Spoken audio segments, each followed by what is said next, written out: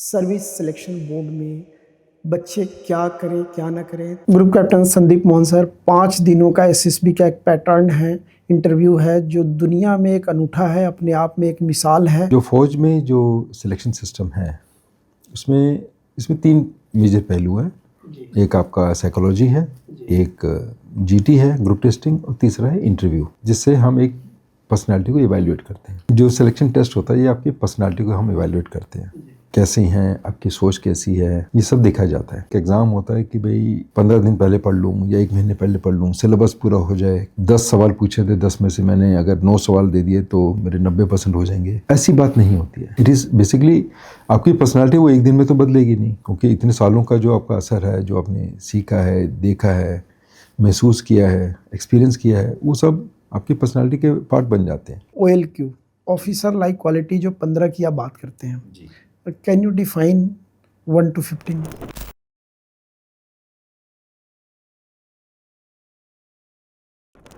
हमारे बहुत सारे दर्शकों का, विशेष करके नवयुवकों का डिमांड था कि एसएसबी के बारे में कोई एक पॉडकास्ट बनाए। हमारी टीम के लंबी रिसर्च के बाद group captain Sandeep Mohan sir, जिनका 15 से ज़्यादा वर्षों का एज ए इंटरव्यूअर एसएसबी में अनुभव है, उनको आज अपने पॉडकास्ट में लेके आ रहे हैं। पूरे पॉडकास्ट को देखें, सुने और विशेष करके अपने बच्चों तक जरूर पहुंचाएं ताकि उनको इसका फ़ायदा मिल सके। नमस्कार, जय हिंद, जय Bharat. Real warrior with Rakesh Sharma में आपका स्वागत है। और आज के हमारे खास मेहमान हैं group captain Sandeep Mohan sir, जिनका 3 दशकों का अनुभव है वायुसेना में। ट्रेनिंग से लेके एसएसबी तक हजारों बच्चों का इंटरव्यू लिया, उनका सिलेक्शन के लिए रेकमेंड किया। आज इनसे विशेष करके जानेंगे सर्विस सिलेक्शन बोर्ड में बच्चे क्या करें क्या ना करें ताकि रेकमेंड हो सके और इनके अनुभवों का लाभ हमें मिल सके। तो सर, आपका स्वागत है आज के पॉडकास्ट में। धन्यवाद। Group captain Sandeep Mohan sir, 3 दशकों तक आपने वायुसेना में कार्य किया।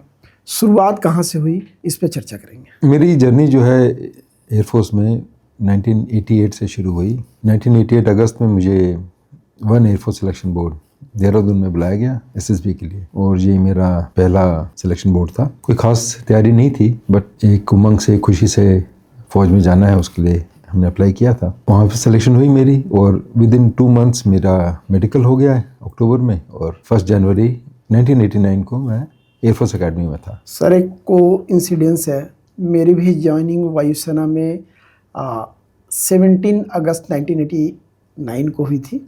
तो हमें लगता है कि कुछ एक संयोग था और आज हम साथ में बैठे हैं। कहते हैं ना कि एसएसबी में सिलेक्शन बड़ा टफ होता है, और फर्स्ट अटेम्प्ट में आपने क्लियर कर लिया। इससे पहले आपने कोई एग्ज़ाम दिया था या तैयारी की थी? नहीं, इसके लिए कोई खास कोई ऐसी तैयारी नहीं थी। इनफैक्ट हमारे समय में एग्ज़ाम होता भी नहीं था जी। और एग्ज़ाम का सिस्टम थोड़े सालों के बाद शुरू हुआ था। तो जब मैंने दिया था, मैंने बस अप्लाई किया था, I met the basic qualifications, तो उन्होंने मुझे इसके लिए बुलाया था। मैंने एडमिनिस्ट्रेटिव ब्रांच के लिए अप्लाई किया था जी। लेकिन मुझे फाइनली उन्होंने एजुकेशन ब्रांच में सेलेक्ट किया, और उसके बाद मेरे जो 34 साल का सफ़र है वो एजुकेशन और ट्रेनिंग में ही रहा है। Group captain Sandeep Mohan sir, 5 दिनों का एसएसबी का एक पैटर्न है, इंटरव्यू है जो दुनिया में एक अनूठा है, अपने आप में एक मिसाल है, और एक फुल पर्सनालिटी चेकअप कहते हैं। कैसे करते हैं आप लोग और उसका क्या प्रोसीजर होता है? देखिए, जो 5 दिन का सिलेक्शन सिस्टम है ये प्री इंडिपेंडेंस से चल रहा है। इनफैक्ट देहरादून में 1942 में ही ये सिलेक्शन बोर्ड सेटअप हो गया था। जो पुरानी एफआरआई में ही एक लोकेशन थी जहाँ पे एयरफोर्स का सिलेक्शन बोर्ड था। फिर वो शिफ्ट होकर बाद में क्लेमेंटॉन में आ गया था। अब जो हमारा जो फौज में जो सिलेक्शन सिस्टम है इसमें 3 मेजर पहलू हैं। एक आपका साइकोलॉजी है, एक जीटी है ग्रुप टेस्टिंग, और तीसरा है इंटरव्यू। सो ये 3 टूल हैं, मैं कहूँगा ये 3 तरीके हैं जिससे हम एक पर्सनालिटी को इवैल्यूएट करते हैं। ओवरऑल पर्सनालिटी देखते हैं। ओवरऑल पर्सनालिटी हम इन 3 तरीकों से देखते हैं। 3 डिफरेंट असेसर्स देखते हैं एक ही बच्चे को, और अपने अपने निष्कर्ष पे पहुंचते हैं। और उस पहुंचने के बाद, जैसे साइकोलॉजिस्ट ने अपना टेस्टिंग की, जीटीओ ने अपने हिसाब से की, इंटरव्यू ऑफिसर ने इंटरव्यू किया, उसके बाद 5वें दिन जो है तीनों इकट्ठे बैठते हैं और कॉन्फ्रेंस में फिर इसका डिस्कशन होता है कि भाई कैंडिडेट सूटेबल है या कितना सूटेबल है या रिकमेंड हो सकता है नहीं हो सकता है। उसके बेसिस पे उस निष्कर्ष निकाला जाता है कि हाँ इसे सेलेक्ट कर लिया जाए। एक एक कैंडिडेट पे आप चर्चा करते हैं? जी सर, एक सवाल है मेरा, तो क्या इसमें कोई प्रेफरेंस हो सकता है या अलग अलग सारा इवोल्यूशन होने के बाद ही आप लोग बैठते हैं? कैंडिडेट का पूरी ओवरऑल पर्सनालिटी को चेक किया जाता है। ओके, और ये इस सिस्टम की बहुत बड़ी खूबी है, स्ट्रेंथ है, मजबूती है कि इसको इंडिपेंडेंटली चेक किया जाता है। जो कैंडिडेट को जो डिस्कशन होती है वो 5वें दिन ही होती है, उससे पहले नहीं होती है। अच्छा, उससे पहले आप तीनों की कोई डिस्कशन नहीं होती? नहीं, हम अपना अपना करते रहते हैं। हमें पता भी नहीं होता कि कौन क्या कर रहा है। See there will be a set of interviewer, set of GTO, psychologist होंगे, अपने अपना वो काम करते हैं। फिर इंटरव्यू वाले कॉन्फ्रेंस वाले दिन हम फिर बैठते हैं। फिर एक प्रोसीजर है हमारा, उसमें चेस्ट नंबर 1 से लेके जो से 50 है, 60 है, जो भी नंबर हो उनको एक एक करके हम डिस्कस करते हैं। अलॉटमेंट चेस्ट नंबर क्या भी डिफाइंड होता है या कौन करता है इसको? अलॉटमेंट ऑफ चेस्ट नंबर इसके 2 एस्पेक्ट्स हैं। पहला एस्पेक्ट होता है कि आप वो डेट ऑफ बर्थ के हिसाब से करते हैं कि जो सबसे छोटी उम्र का होता है उसका चेस्ट नंबर छोटा होगा, पहले होगा, और जो बाद में जो बड़े हो गए हैं उनका बाकी में आता है। लेकिन जो रिपीटर होते हैं उनका हम अलग से बनाते हैं। सो अब अगर आप समझें कि भाई सपोज 30 फ्रेशर हैं और 30 रिपीटर्स हैं, सो 1 to 30 वुड बी फ्रेशर्स और 31 से लेके 60 तक रिपीटर होंगे। तो अब रिपीटर में जो सबसे छोटी उम्र वाला होगा वो 31 साल का 31 का होगा, 31वां होगा, और जो फ्रेशर्स में सबसे छोटी उम्र का वो फर्स्ट होता है। दोनों को इकट्ठा नहीं करते हैं आप इंटरव्यू? नहीं, क्योंकि इनका एक्सपीरियंस अलग होता है। तो खासतौर से जीटी में हमको दिक्कत होती है, क्योंकि कोई एक्सपीरियंस है, उसको नॉलेज है ज़्यादा, दूसरे को नहीं मालूम, तो उसको एडवांटेज का या डिसएडवांटेज ना हो, इसके लिए ऐसे किया जाता है। सर, हम बात करेंगे स्पेशली जीटी आ गया, साइकोलॉजी टेस्ट हो गया, इंटरव्यू आ गया, तीनों का रोल क्या क्या है और कितना एक बच्चे को तैयारी करना चाहिए एसएसबी के लिए, और ताकि वो इजीली क्वालिफाई कर जाए? जो सिलेक्शन टेस्ट होता है ये आपकी पर्सनालिटी को हम इवैल्यूएट करते हैं, कैसे हैं, आपकी सोच कैसी है, ये सब देखा जाता है। तो साइकोलॉजिस्ट जो है उसका उसके अपने टूल्स होते हैं। वो आपके सबकॉन्शियस माइंड में जाता है, आपकी जो अंदर की बातें, भावनाएं हैं, वो उसको पता चलता है। जीटी जो होता है वो एक ग्रुप में देखता है आपको, 8-10 बच्चे जो होंगे उनको काम दिया जाता है, टास्क दिए जाते हैं, आप उसमें कैसे आप करते हैं उसको वो देखता है। इंटरव्यूअर का 1-on-1 होता है, आमने सामने बैठ के इंटरव्यू करते हैं। अगर आप मुझे पूछें कि कैसे तैयारी करनी चाहिए, तो मेरे हिसाब से उसकी तैयारी, बच्चे की तैयारी जो है वो तो जिस दिन उसने स्कूल में कदम रखा उस दिन से उसकी शुरू हो जाती है। बट अनफॉर्चुनेटली हम लोग सोचते हैं जैसे एक एग्ज़ाम होता है कि भाई 15 दिन पहले पढ़ लूँ या 1 महीने पहले पढ़ लूँ, सिलेबस पूरा हो जाए, 10 सवाल पूछे थे, 10 में से मैंने अगर 9 सवाल दे दिए तो मेरे 90% हो जाएंगे। ऐसी बात नहीं होती है। इट इज़ बेसिकली आपकी पर्सनैलिटी वो एक दिन में तो बदलेगी नहीं, क्योंकि इतने सालों का जो आपका असर है, जो आपने सीखा है, देखा है, महसूस किया है, एक्सपीरियंस किया है, वो सब आपकी पर्सनालिटी के पार्ट बन जाते हैं। तो वो जो चीज़ें हैं वो उसके ऊपर हमें ज़्यादा ध्यान रखना चाहिए। दर्शकों में आपको बता दूं, group captain Sandeep Mohan sir का 15 सालों से ज़्यादा as a interviewing officer SSB का अनुभव है। तो इसको लास्ट तक ज़रूर देखें, अपने जितने भी बच्चे तैयारी कर रहे हैं एसएसबी को उन तक शेयर भी करें, और इनसे हर एक अनछुए पहलुओं का आज कोशिश करेंगे कि जवाब लें इनसे। कुछ चीज़ें जो छुपी हुई होती है उसकी भी बात करेंगे। तो सर, एक सवाल है, हमारे कई साथी जानना चाहते थे कि पर्सनालिटी में ओवरऑल में जीटीओ, साइकोलॉजिस्ट, इंटरव्यू तीनों को अलग अलग आप जज करते हैं, उसको इकट्ठा करते हैं, तो क्या यह मिसमैच होने का चांस नहीं होता? नहीं, मिसमैच वैसे नहीं होता। देखिए, क्वालिटीज़ तो सेम है जी। तो हम 15 ऑफिसर लाइक क्वालिटीज़ को देखते हैं जी। वही साइकोलॉजिस्ट भी देखते हैं, जीटीओ के पास भी वही है, इंटरव्यूइंग ऑफिसर भी वही करता है। बस हमारे जो नज़रिया है, जो हमारा दृष्टिकोण है, या हमारे जो टूल्स हैं, मैं इनको टूल्स कह देता हूँ, साइकोलॉजी और जीटी को, उससे आपने कैंडिडेट को आंका है। तो आपने उसमें उस नज़रिए से, उस चश्मे से आपने देखा है कि भाई मेरे टेक्निक की बदौलत मुझे इस कैंडिडेट की ये चीज़ें पता चल रही हैं। तो इसके 2 फ़ायदे होते हैं। पहला फ़ायदा ये होता है कि हम एक कैंडिडेट को अच्छे से देख पाते हैं। कोई 3 लोगों ने अलग अलग तरीके से उसके वैल्यूएट किया है। तो अब ये जो भी कैंडिडेट हम सेलेक्ट करते हैं, फॉर एग्जांपल एक बच्चे ने एनडीए में आना है, परमानेंट कमीशन है, कम से कम 20 साल रहेगा हमारे पास। तो जिस भी कैंडिडेट को हम सेलेक्ट करते हैं, अपने फ़ौज का भाग बनाते हैं, उसको कम से कम हमें पता तो होना चाहिए अच्छा है या बाद में अफसोस करें या मुश्किल करें, वो भी ठीक नहीं है। दूसरी बात ये होती है कि कैंडिडेट कई बार क्या होता है, वो सोचते हैं कि शायद ये फ़ौज मेरे लिए अच्छी है, उसके ग्लैमर में आ जाते हैं या उनको लगता है यही मेरे लिए बेस्ट है। हो सकता है वो इसके लिए सूटेबल ना हो। अपनी तरफ से हमें तो सब लगेगा, जो भी आएगा वहाँ बच्चा कहेगा मैं तो सबसे अच्छा हूँ, मुझे फ़ौज बहुत सूट करेगी, बट हो सकता है ना करे। हम यहाँ जब करते हैं इवैल्यूएट तो हमें वो भी नज़र आता है कि ये बच्चा कर पाएगा या नहीं कर पाएगा, हम उसको भी मद्देनज़र रखते हैं। और इसी में तीनों टेक्निक की अगर आप बात करें तो हो सकता है कभी कभी एक बच्चे ने, देखो परफॉर्मेंस हो उस दिन उसने कैसे किया उसके ऊपर डिपेंड करेगा। भाई इंटरव्यू में आपने कितने कॉन्फिडेंट थे या नर्वस हो गए, है ना, कुछ भी हो सकता है, या साइक टेस्ट कर रहे थे आप, पेट में दर्द था या रात को सोए नहीं थे, कुछ भी हो सकता है। तो अगर किसी टेस्ट में उसने बहुत अच्छा नहीं किया है, उसका फिर भी मौका है बाकी 2 टेस्ट में अच्छा कर जाए, ताकि वो मतलब अपने जो कैंडिडेचर है उसको या अपनी जो काबिलियत है वो अच्छे से दिखा पाए। तीनों को आप एवरेज करते हैं? हम एवरेज नहीं करते, हम उनको जोड़ते हैं। हमारा एक मेथड होता है जिससे वो टेक्निकल है, उसमें बच्चों के जानने की कोई चीज़ नहीं है कि जिससे वो कुछ फ़ायदा उठा लें, वैसा कुछ नहीं है। इस बेसिकली एक मेथड होता है, एक सिस्टम होता है, उसके हिसाब से। सर मेरा भी इंटरेस्ट इसलिए है कि मैंने एसएसबी दिया था जी। और दूसरा मेरी डॉटर भी अपीयर हुई थी। अच्छा। तो कई बार क्या होता है कि जो यूपीएससी की बात हम करें, वहाँ बताते हैं आपका कहाँ पे कमज़ोर पक्ष था, कहाँ मजबूत था, वो तो आता है, मार्क्स आता है।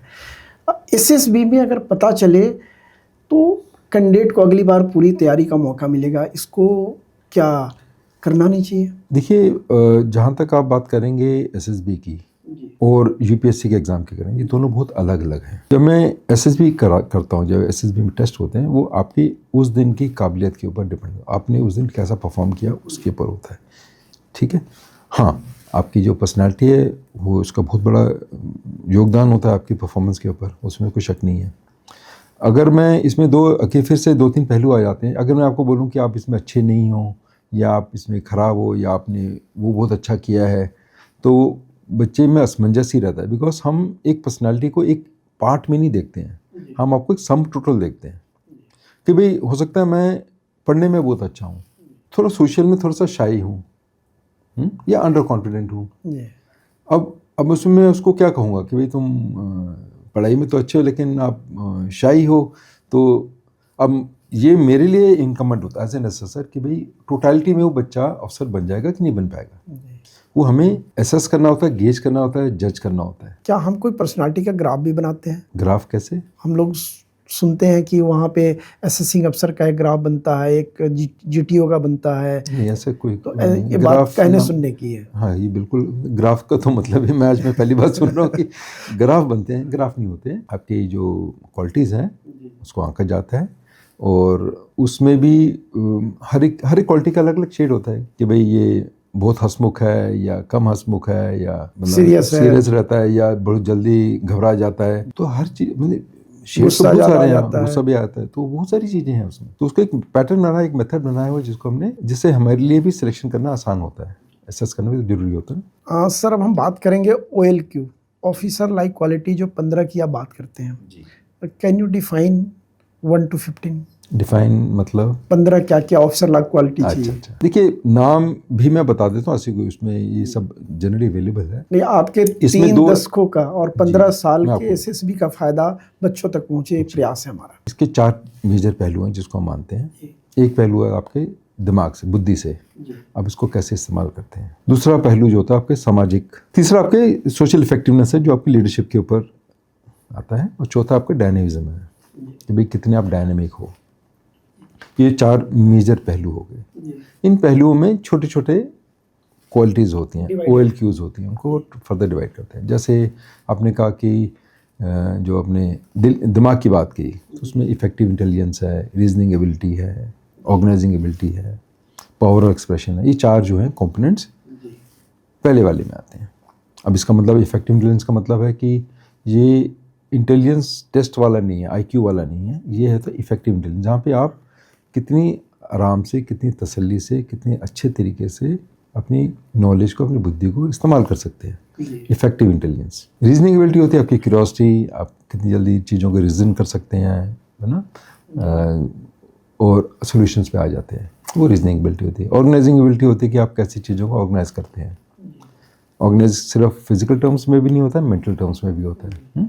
और चौथा जो है वो पावर एक्सप्रेशन है। How well are you able to express yourself, ये अपनी कन्विंस कैसे कर पाते हो लोगों को, अपनी बात बता भी पाते हो कि नहीं बता पाते, वो वाली बात है। सर यहाँ तो रोकूंगा आपको। जब हम एनडीए की बात करते हैं ना, 16, 17, 18 साल का एक बच्चा होता है, एक्सपेक्टेशन बहुत हायर साइड नहीं है किस बात में? जितनी हम 15 क्वालिटीज़ की बात कर रहे हैं। नहीं, ये बड़ी सिंपल सी बातें हैं। ये ऐसा नहीं है कि आपको 16 साल के बच्चे को मैं 22 साल के ग्रेजुएट से कंपेयर करूँगा। आप ध्यान रहे कि एनडीए के बच्चों की अलग से सिलेक्शन होती है, ग्रेजुएट एंट्रीज़ की अलग होती है, सीडीएस की अलग होती है। और जो सीनियर होते हैं जैसे एससीसी है, जो है ना ऑफिसर्स कार्डर में जीडीओसी आ गया। हाँ, तो ये तो ग्रेजुएट एंट्री, जीडीओसी वगैरह तो ग्रेजुएट एंट्रीज हैं। लेकिन उसके बाद जैसे एयरमैन का होता है, एससीसी होता है, सभी साल वो तो और भी उम्र बड़ी होती है, 35 साल के होते हैं, 40 साल के होते हैं। तो ऑब्वियसली उनकी लेवल अलग है, सोच अलग है, उनके आंसर्स भी अलग होंगे। और आप देखोगे कि छोटा बच्चा जो होता है, जैसे 16-17 साल का बच्चा है, उसकी नॉलेज कम जरूर होगी, लेकिन वो ज़्यादा तेज होगा, ज़्यादा चौकन्ना होगा, है ना। और जैसे जैसे उम्र होती है, आप फिजिकली एक्टिविटी कम हो जाती है, लेकिन आपकी विजडम बढ़ जाती है, बनावटीपन भी आ जाता है आपके अंदर। बनावटीपन भी आता है।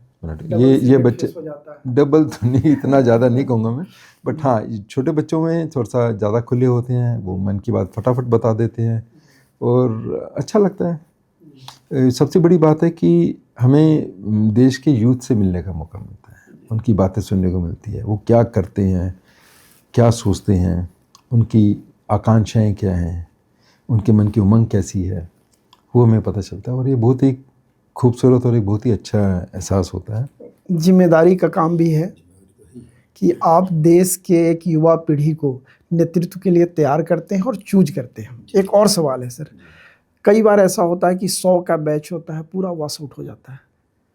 इतना कठोर और इतना इसको मैं अगर शब्द यूज़ करूं कि बच्चे बाद में बहुत अच्छा करते हैं लाइफ में, तो सिलेक्शन इतना टफ क्यों होता है? ये बहुत गहरा सवाल आपने पूछा है। ऐसा नहीं कि 100 के 100 वॉश आउट हो जाते हैं, ऐसा नहीं होता है। और ये भी नहीं होता है कि भाई 100 में से हमने 20 रखने हैं या 40 रखने हैं, ऐसा भी बात नहीं है। आपकी काबिलियत के ऊपर है। अगर आप काबिल हैं, अच्छे हैं, आपका पोटेंशियल हमें दिखता है, तो हम आपको अवश्य रखेंगे। हमारा काम ही ये है कि हम हीरे ढूंढे। नहीं, बेस्ट भी नहीं है, हीरे। हमारे लिए कोई कोटा नहीं है, और ये भी नहीं कि भाई इतने हो गए तो अब और नहीं चाहिए, ऐसे नहीं है। जितने भी हों, जितने भी हीरे हैं हमारे, वो हमें।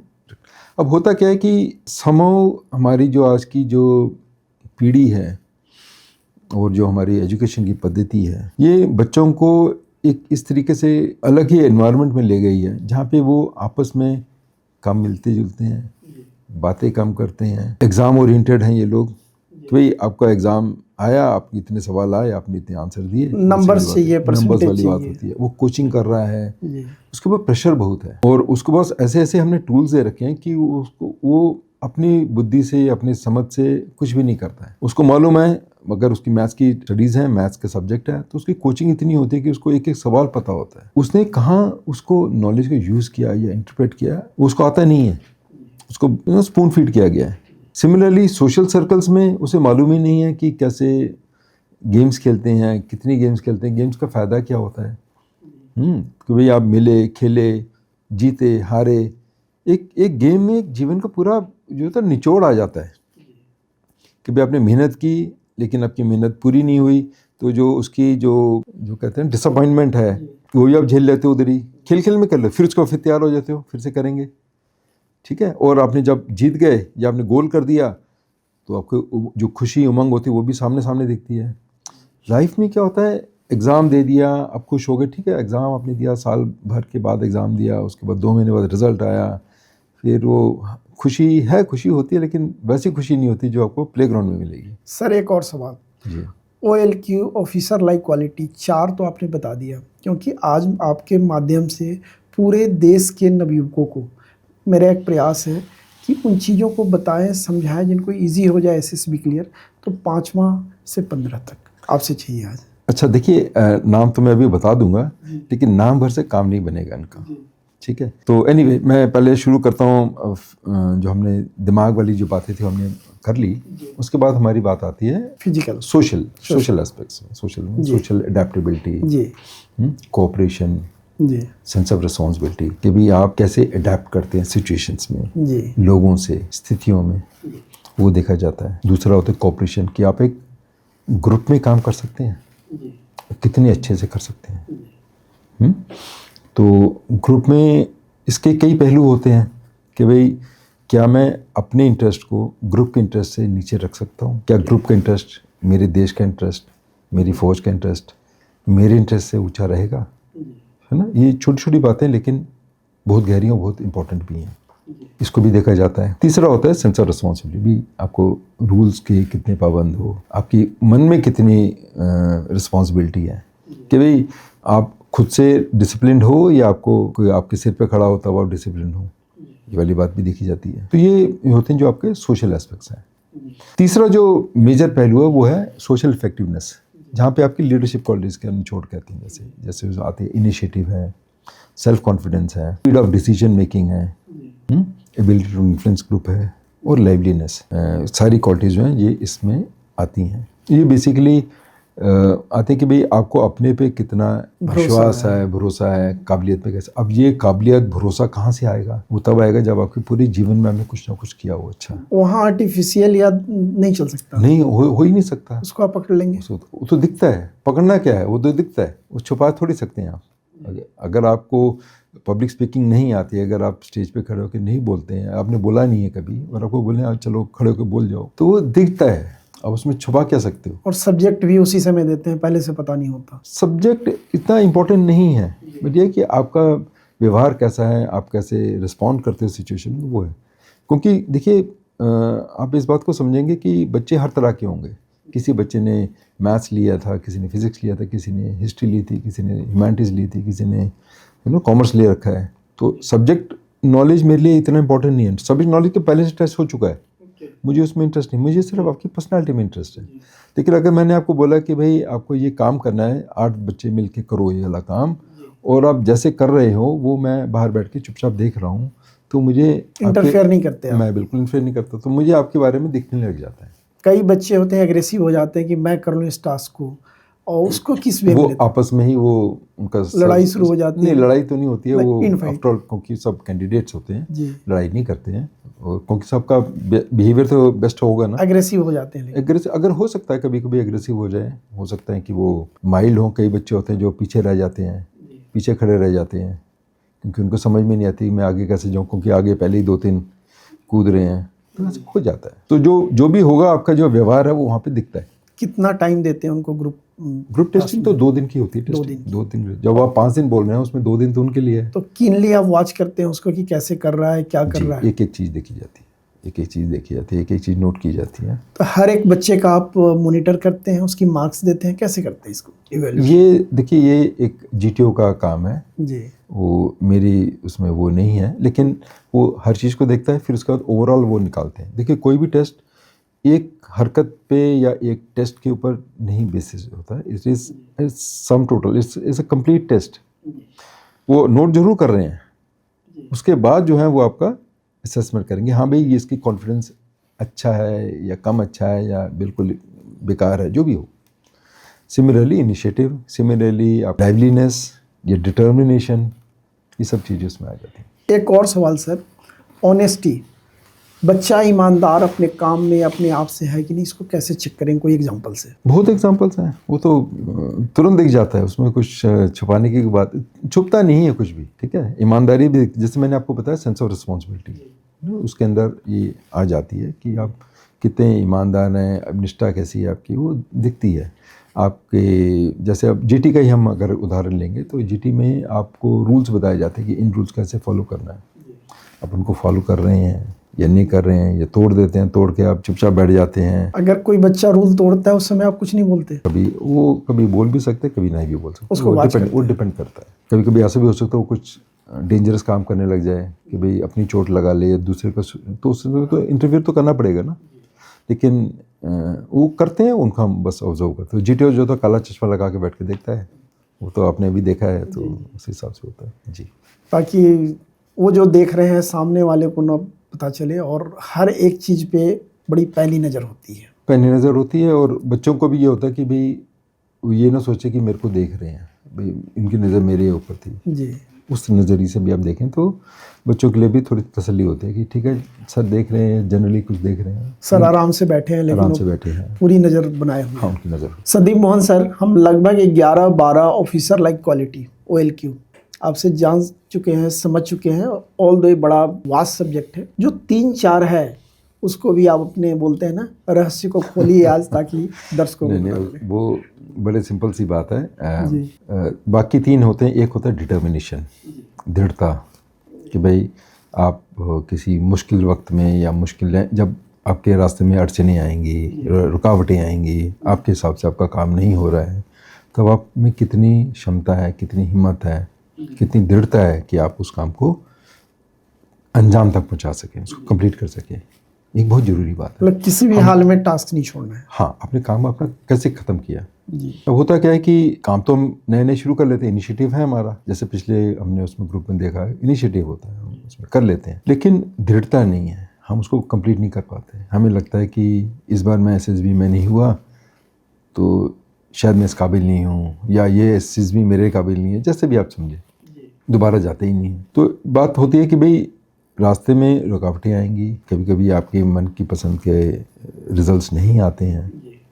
आपने उस सेटबैक को कैसे फेस किया, कैसे उसको ओवरकम किया, ये हमारे लिए बहुत इंपॉर्टेंट है। युद्ध में भी जैसे ना, जैसे हम ये सब OLQs हम क्यों देखते हैं, हम ये OLQs देखते हैं एक अफसर के लिए जिसने युद्ध में कार्य करना है। Ultimate task of an officer is to fight a war, correct, और lead the man in war, war, not lead the man normal जो UPSC में होता है। ठीक है, वो बैठ गए बाबूजी टेबल पे बैठ के अपना काम कर रहे हैं, यहाँ नहीं है। तो युद्ध में क्या होगा, अनसर्टेनिटी होती है। युद्ध में कोई भी चीज़ तय नहीं होती है, आपको नहीं पता दुश्मन ने क्या किया है, क्या प्लानिंग कर रहा है, क्या कितने सैनिक लेके आ रहा है, कितनी उसके औजार हैं, क्या है, कुछ आइडिया होता है लेकिन कम्प्लीटली नहीं होता है। उसकी पद्धति क्या होगी आपको नहीं मालूम है। तो the ability to work in ambiguous situation, वो एक लीडर की खास क्वालिटी है, वो बहुत ज़रूरी है। अब इसी कॉन्टेक्स्ट में जाकर हम बात करें डिटर्मिनेशन की, तो उसको मालूम है कि भाई ये मुश्किल आ रही है, बट फिर भी उस दृढ़ता तो लगेगी, करना तो चाहिए। ठीक है, इसी से नेक्स्ट आता है, वो होता है आपका करेज।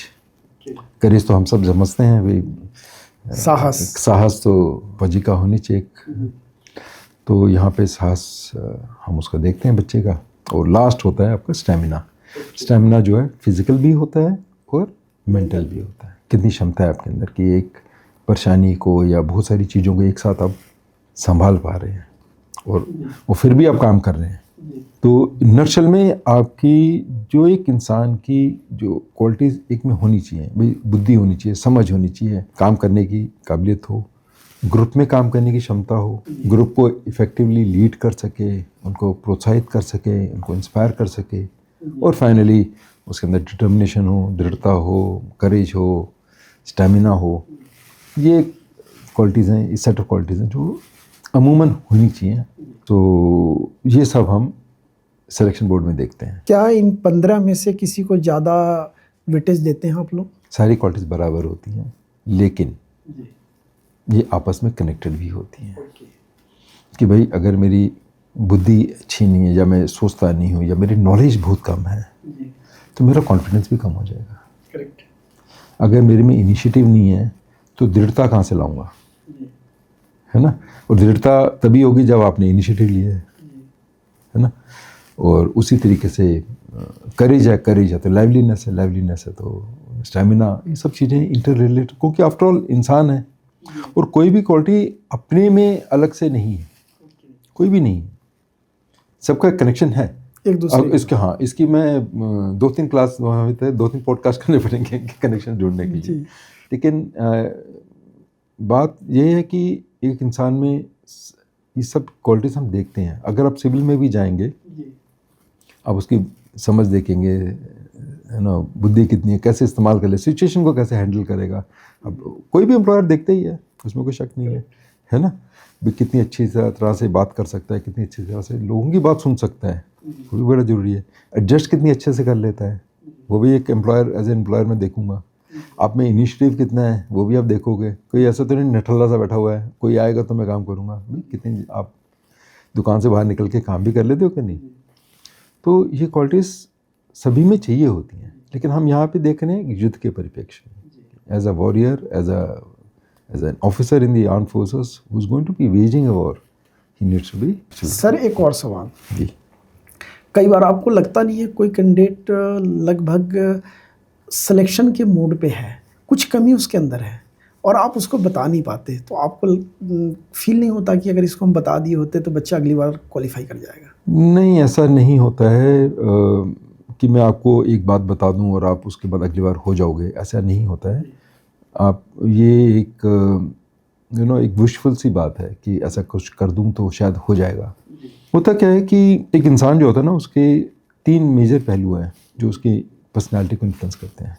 एक तो आपकी जो जीन्स में आई हैं, भाई आप लंबे हो तो जीन्स सही है, हट्टे कट्टे हो तो वो भी जीन्स का ही है, साफ है ना। बुद्धि भी काफ़ी हद तक उसमें था होते हैं। फिर दूसरा होता है आपकी एक्सपीरियंसेस पे, लाइफ एक्सपीरियंसेस के, कुछ खट्टे होंगे, कुछ मीठे होंगे, कुछ कटु होंगे, उनके ऊपर वो भी आपकी पर्सनालिटी को शेप करते हैं, ठीक है। फिर आपने जो नॉलेज एक्वायर की है उसके ऊपर भी डिपेंड करता है। ये कॉन्शियस लेवल पे आते हैं। एक्सपीरियंसेस जो होते हैं वो आते हैं जाते हैं, आपको पता भी नहीं चलता कि किस एक्सपीरियंस की वजह से मेरे पर्सनालिटी में क्या चेंज आया है। जैसे उसको कुछ अच्छे दोस्त नहीं मिले, धोखे मिले हैं, तो वो थोड़ा सा सस्पिशियस तो रहेगा ही, थोड़ा सा वो दोस्ती इतनी आसानी से नहीं कर पाएगा, वो तो बातें ही हैं। तो ये सब चीज़ें इंसान में होती। तो अगर मैं उसको बोलूँ नहीं बेटा अगर तुमने थोड़ी सी और मेहनत कर ली होती तो हो जाते, तो वो वैसे मेरे ख्याल से सही नहीं होगा। हाँ, अगर वो हर पहलू को अपने इम्प्रूव करे, है ना, तो सब कुछ ठीक हो जाए। जैसे अगर एक और एग्जांपल देता हूँ, बड़ा सिंपल एग्जांपल है कि भाई आपने कहा कि भाई मैंने अपना दाहिने हाथ जो है स्ट्रॉन्ग करना है, तो मैं जिम जाऊँगा तो मैं क्या सिर्फ राइट हैंड को एक्सरसाइज करूँगा या लेफ्ट को भी करूँगा? करना होगा। और जब दोनों करोगे तो आप पीठ को भी करोगे, कोर को भी करोगे, है ना। तो शरीर में ऐसा तो नहीं हो सकता कि भी मैं सिर्फ इसी का करूँगा और बाकी की ज़रूरत ही नहीं है मुझे, नहीं होता है। Similarly personality also, it is complete, it is wholesome. और जितना जल्दी हम इस बात को समझ जाएं उतना आसान रहता है, उतना अच्छा होता है, बच्चे आगे कर सकते हैं। तो जो मेरा एक्सपीरियंस रहा है 15-16 साल से मैं करता रहा हूँ, और सिंस मेरा बैकग्राउंड भी एजुकेशन का है, मैं एजुकेशन सिस्टम में, मैंने स्कूल्स भी देखे हैं, तो मैंने ये देखा है कि अगर बच्चों को सही चीज़ें बताई जाएं जो अनफॉर्चुनेटली हमारे स्कूलों में नहीं पढ़ाया जा रहा है, अगर हम वो सब दे सकें, बता सकें, तो इनका बहुत बच्चों का भला होगा, ठीक है। इनका कसूर नहीं है, इनको बताया नहीं गया, इनको पता ही नहीं है। भाई उनको नहीं पता है कि मुझे सिर्फ फिज़िक्स केमिस्ट्री मैथ्स नहीं पढ़नी है, मुझे हिस्ट्री भी पढ़नी है, मुझे सोशियोलॉजी भी पढ़नी है, मुझे ज्योग्राफी भी पढ़नी है, क्योंकि इन हर चीज़, हर सब्जेक्ट का मेरे जीवन में असर होता है। खेलकूद में भाग लेना है, सब कुछ, खेलकूद में पार्टिसिपेट। आज हम कहते हैं नहीं बेटा तुम पढ़ते रहो, आईटी जाना है, आईटी रोता पीटता कोटा जाके पढ़ाई करके सब कुछ करके पहुंच भी जाता है, उसके बाद वो दिखता है अरे फिर और पढ़ाई करनी 4 साल है, तो उसको कहाँ मिला है अपना एक व्यक्तित्व को निखारने का, उसको मौका नहीं मिलता है। हॉबीज़ भी होनी चाहिए बच्चों में, है ना। ये सब चीज़ें आज के ज़माने में कम होती जा रही हैं। सर हॉबीज़ पे आपने बात की, हॉबीज़ का भी वेटेज रखते हैं इंटरव्यू में और ओवरऑल एसएसबी के परिप्रेक्ष्य में? हॉबीज़ इम्पॉर्टेंट होती हैं, वो आपके इंटरेस्ट के बारे में बताती हैं हमें, आपकी पर्सनालिटी को वो अफेक्ट करती हैं। लेकिन अगर मैं कहूँ कि अगर आपके पास ये वाली हॉबी थी और वो वाली हॉबी थी तो आप हो जाओगे, ऐसी बात नहीं है। अगर आप बोलो कि मैं शूटिंग करने चला गया और मेरे को शूटिंग करता हूँ तो मेरे को वहाँ वेटेज मिल जाएगा, ऐसी बात नहीं है, ऐसा नहीं है। वेटेज होगा of course, in the sense कि ठीक है इसने कुछ अलग से और भी काम किया है, वो आपके इनिशिएटिव में आ जाएगा, है ना, डिटर्मिनेशन में भी आ जाएगा कि हाँ ये लड़का ने 5 साल 6 साल मेहनत की है, अपनी पढ़ाई भी की है और ये भी काम किया है, तो फ़ायदा तो होगा उसे।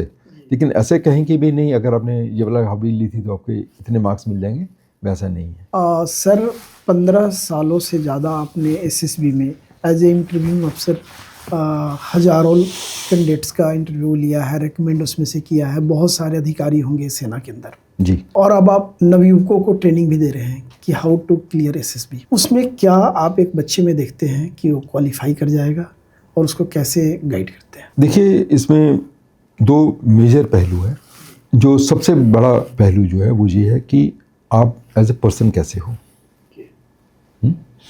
आपकी नॉलेज कैसी है, आप स्थिति को रिएक्ट कैसे करते हो, आपका बर्ताव कैसा है, आपकी सोच कैसी है, आपका एटीट्यूड कैसा है। मैं ये कहता हूँ कि हमें स्कूल कॉलेज में नॉलेज मिल जाती है, स्किल्स मिल जाती हैं कि भाई मैथ्स, फिजिक्स, केमिस्ट्री, बीटेक जो भी है हमने कर लिया है, हमें ये सब नॉलेज है, that is a skill.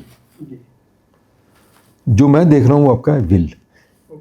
Are you willing?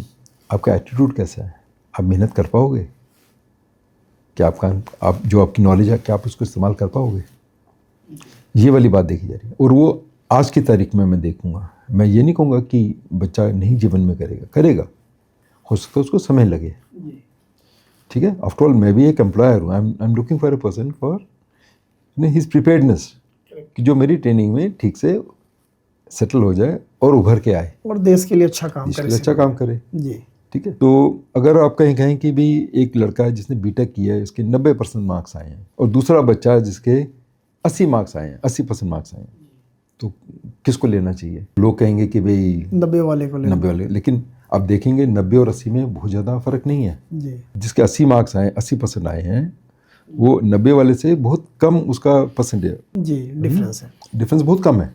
तो मुझे क्या देखना है? मुझे देखना है कि वो काबिलियत कैसी है, उसका रुझान कैसा है, 15 क्वालिटी आप जरूर देखेंगे, वो क्वालिटी उसमें आ जाती है जी, उसमें आ जाती है वहीं पे।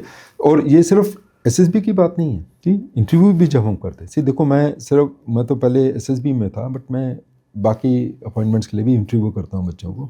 तो सबसे बड़ी बात ये होती है कि भाई आप क्या काम कर पाएंगे, काबिलियत है, काबिलियत को यूज़ कर पाएंगे, कैसे यूज़ करेंगे, वो मैं देखना चाहता हूँ। तो will is very important for me, for any employer, और it is very very expensive. Recruitment is a very expensive activity. आपने किसी को रिक्रूट कर लिया है और फिर आपको समझ आए कि ये मेरी टीम में सेट नहीं हो रहा है या इम्पैक्टफुल नहीं है, काम नहीं कर पा रहा है, आप सोचिए 3-4 महीने वो मेरे साथ रहा है, तभी मुझे पता चलेगा। उतना टाइम, उतना लॉस आपका है, सीधा सब कुछ है, आप उसको नोटिस भी दोगे, सब कुछ दोगे, इट्स अ वेरी एक्सपेंसिव। तो इंटरव्यू में मुझे बिल्कुल संतुष्ट होना पड़ेगा, अच्छे से देखना पड़ेगा कि भाई हाँ ये लड़का मेरे ग्रुप, मेरे ऑर्गेनाइजेशन में सेट होगा कि नहीं होगा। ये नहीं कि वो काबिल नहीं है, ये बात नहीं हो रही है। मेरे लिए, मेरे कॉन्टेक्स्ट में क्या वो सही है या नहीं है, ये बहुत ज़रूरी है। अगले 15-20 सालों का भी देखते हैं कि वो कहाँ तक ग्रो करेगा या स्टैंड करेगा। करना चाहिए, लोग नहीं करते हैं, इतनी विजन नहीं है लोगों में। मैं कहता हूँ उनको होना चाहिए। अगर मैं किसी को सेलेक्ट करता हूँ, मैं ये भी बताऊँगा आपको कि 5 साल बाद इसको ये ट्रेनिंग देनी चाहिए, या इसको ये चीज़ें अगर आप कराओगे तो ये उस रोल में बहुत अच्छा होगा। सीखो, हर एक आदमी की यूनिक कैपेबिलिटीज़ होती हैं। कुछ लोगों में होता है कि ठीक है इस लेवल तक का वो काम आराम से कर लेते हैं, लेकिन अगर आप उनको और मौका दें कुछ और करने के लिए तो शायद उस लाइन में निकल जाए।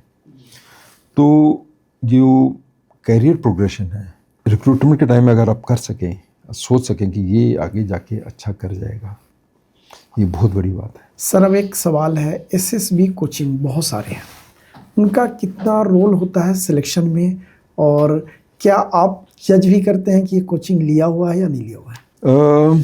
हाँ, मैं देखिए एक बात हमारी आधी रह गई थी कि मैंने बताया था कि आपकी पर्सनैलिटी जो है, जो उसको सिखाना चाहिए, वो एक इम्पॉर्टेंट एस्पेक्ट है। आप अच्छे होंगे तभी आप वहाँ पे एसएसबी में कुछ कर पाएंगे। अब जो एसएसबी की कोचिंग होती है वो primarily it is addressed towards SSB में आप क्या करेंगे। तो भाई आपको ये सवाल पूछे तो आपको ये आंसर देना चाहिए, आपको इस तरह से बर्ताव करना चाहिए, इस तरह की चीज़ें नहीं करनी चाहिए। डूज एंड डोंट्स ज़्यादा होते हैं तो आर्टिफिशियल नहीं दिखेगा? वो आर्टिफिशियल ही है जी, आर्टिफिशियल ही है वो, और वो अक्सर दिख जाते हैं फिर। हाँ, कुछ बच्चे सेलेक्ट होते हैं, उनको आइडिया होना चाहिए कि भाई ये गलतियाँ नहीं करनी है, बेवकूफ़ी तो नहीं करनी चाहिए उसे, उसका आइडिया हो जाए तो अच्छी बात है। तो उस हद तक एसएसबी की कोचिंग जो बाकी लोग कराते हैं वो अच्छी बात है, उसमें फ़ायदा हो जाता है। कम से कम उसको पता तो है ये टेस्ट होगा, इसको ऐसे करना चाहिए। उसको 5 15 days उसको पता चल गए। जी 5 डेज में क्या क्या होने वाला हाँ, है, वो तो क्या कम से कम उसको सवाल पता होगा, हो भाई टास्क आज क्या से होगा। लिखने हैं, आंसर पूरे लिखने हैं, आधे नोट लिखना, 2-3 बार प्रैक्टिस कर लेगा, थोड़ा सा उसमें मेरे ख्याल से कोई हर्ज नहीं है, समझना चाहिए। लेकिन उससे ज़्यादा जो इम्पोर्टेंट है वो है आपका पर्सनैलिटी। मैं एक बड़ा अच्छा एग्जांपल देता हूँ आपको, आपके दर्शकों को शायद समझ आएगा, अच्छा लगेगा। मैं पर्सनैलिटी को एक कुएं की तरह देखता हूँ। कुएं का पानी होता है ना, जैसे जी बंद होता है पानी घेरे के अंदर। कुएं में, हाँ गहरे में है, लेकिन पानी है, गहरा है, जी डीप है, फ्रेश भी होता है, मीठा भी हो सकता है। तो जब मैं एसेसमेंट में जाऊंगा तो मैंने, आप उसको समझिए, अगर मैं पर्सनालिटी को एक वेल की तरह समझूं तो जो एसेसर है वो आपके पानी को टेस्ट कर रहा है पानी कैसा है। तो आपका पानी कैसा होना चाहिए अगर आप जाएं, मीठा होना चाहिए, मीठा होना चाहिए, ताज़ा होना चाहिए, ताज़ा होना चाहिए। है ना। लेकिन अगर मेरा पानी खारा है, थोड़ी सी बदबू आ रही है, स्टील है, तो क्या होगा? जब बहुत गहरा है तो खींचने में भी दिक्कत आती है। खींचने में भी दिक्कत आती है, वो भी हो सकता है। मैंने ये पहले सोचा नहीं था, बट सही है बात। वो तो निकालेंगे, उनका काम है, उनको भी तो तनख्वाह मिलती है, वो निकालेंगे उनका। अगर आपका पानी खारा है फिर क्या करोगे? अब यहाँ पे बच्चे क्या करते हैं, उसमें डालते हैं, थोड़ी सी चीनी घोलते हैं, थोड़ा सा नींबू निचोड़ते हैं, थोड़ा सा रूह अफ़ज़ा डाल लेते हैं, कहते हैं कि ये तो शिकंजी बन गई जी, आप पियो सर, ये देखो कितना मीठा बढ़िया पानी है। लेकिन वो दिखता है, तो वहाँ पे भी वही होता है। तो आप बनावटीपन लेके जाते हो, आपने ये सीख लिया, वो कर लिया। मैं वहाँ पे सब बोलूँगा गुड मॉर्निंग जेंटलमैन, मेरी अंग्रेजी पॉलिश हो जाती है, मैं एक बिहेवियर मेरा दूसरा हो जाता है। My behaviour is not my normal self, I am behaving like someone else. तो मैं कई बार एग्जांपल देता हूँ कि आप you are behaving like an actor, you are acting a role rather than being your normal self. अच्छा, acting नहीं चाहिए आपको। एक्टिंग करोगे तो फिर फ़ायदा नहीं है ना कुछ। आप एक्टिंग कर रहे हो, आप लगता है कि मैं बहुत अच्छा हूँ, लेकिन रियलिटी में तो नहीं हूँ। तो जो बच्चा कोचिंग लेके आता है, मुझे दिखता है इसकी कोचिंग ऐसे है, लेकिन उसके बावजूद as an assessor I will still see him, look at him, examine him, see whether he has those qualities. Okay, ठीक है, मुझे हीरा ढूंढना है, मेरा काम ढूंढने का है। आपने प्रेजेंट किया कि मेरा ये पानी पी के देख लो सर, मेरे ख्याल से बहुत बढ़िया है। हाँ बहुत बढ़िया है ना, बिल्कुल अभी मिनरल वाटर आ गया है। ठीक है, मेरा काम है कि मैं उसको जज करूँ। फिर हम 3 जो सियाने लोग हैं, GTO, साइकोलॉजिस्ट, IO, वो बैठ के फिर बुद्धि लड़ाते हैं, मत लड़ाते हैं, हाँ ये ठीक ही है लड़का, थोड़ी सी है बदबू आ रही है, लेकिन सीख जाएगा, वो भी होता है। सर यहाँ एक मेरा सवाल है पर्सनल, 3 लोग आप हैं, कोई 2 रेकमेंड करना चाहता है, एक देखता है कि उसकी पर्सनालिटी में या कहीं भी कमी है, तो क्या तीनों की चलती है, कैसे उसको करते हैं? देखिए कुछ ना कुछ कमी हर एक इंसान में होती है, कोई भी इंसान परफेक्ट नहीं है जी। और सारी खूबियाँ एक जैसी हों वो भी नहीं है। नहीं है। हो सकता है आप किसी क्वालिटी में कम हो, किसी में ज़्यादा हो। जी। हो सकता है किसी दिन आपकी कुछ क्वालिटी दिख गई किसी और को, क्योंकि आफ्टर ऑल 3 लोग देख रहे हैं, अलग अलग देख रहे हैं। जी। आपकी परफॉर्मेंस, आपका रिस्पॉन्स हर टेस्ट का अलग अलग होता है। जी। तो ये अच्छी बात है कि कमी दिख गई। हमारा अब काम है कि समझना कि इस कमी को क्या ये काबू में कर पाएगा, या बाकी कमियाँ, बाकी अच्छाइयाँ उसकी उस कमी को संभाल लेंगी।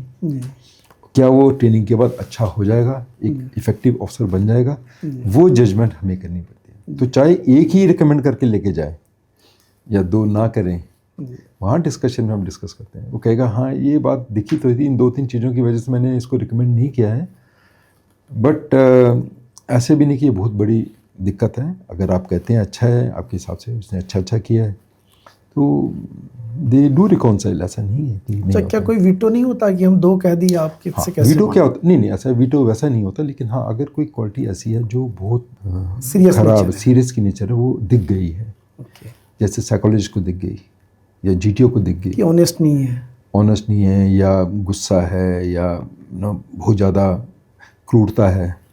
गुस्सा तो सब में होता है। क्रूरता, अच्छा क्रूरता भी हो सकती, मैं एग्जांपल दे रहा हूँ जी। ठीक है, या आप सस्पिशियस हो, बहुत ज़्यादा सस्पिशियस हो, ये बड़ी सीरियस थिंग्स हैं जो आपके इफेक्टिव ऑफिसर बनने में बाधित होंगी, बाधा पैदा करेंगी।